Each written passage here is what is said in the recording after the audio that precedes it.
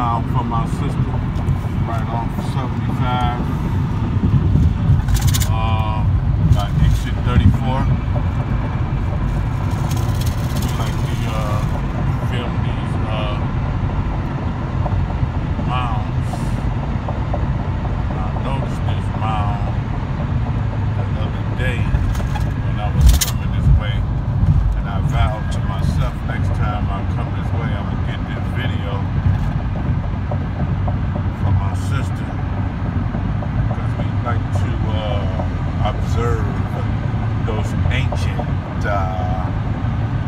Indian trails and Indian mounds, because we are the Native Americans, the indigenous Americans. Okay, there it is. You know, and they try to pass it off like another one. They got, like, by Romulus, they like to say, oh, that's a garbage mound and this and that, but what was it before that is what I like to tell people, you know. It's an ancient mound.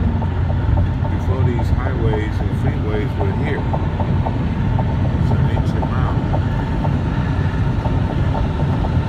You see that trail? Did you see that trail?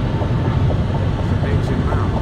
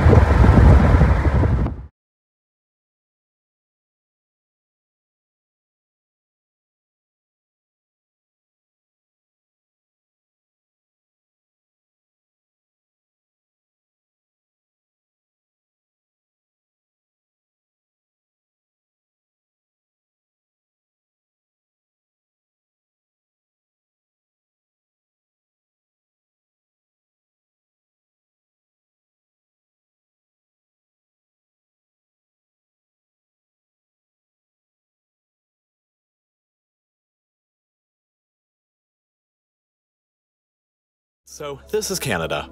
We all know that Canadians like to pretend they're further north than Americans are, but they're really not, and I'm going to prove it to you. This is the 49th parallel, the longest border between two countries anywhere in the world, and the one that's most often thought of as being the dividing line between Canada and America. It's true that most Americans do in fact live south of this line, but so do most Canadians. In fact, roughly 70% of all Canadians live south of the 49th in this land shaded red, but we can go even lower. A full 50% of all Canadians live south of this line in this relatively tiny area shaded red. This means that most Canadians live further south than pretty much the entire US states of Washington, Montana, North Dakota, and obviously Alaska too. But I'm not done embarrassing Canada just yet. This is the southernmost point of Canada on Middle Island in Lake Erie. Zooming out to view more of the North American continent, would it surprise you if I told you that there are in fact more Americans who live north of this island than Canadians? Well, it shouldn't, because there are, and this is how.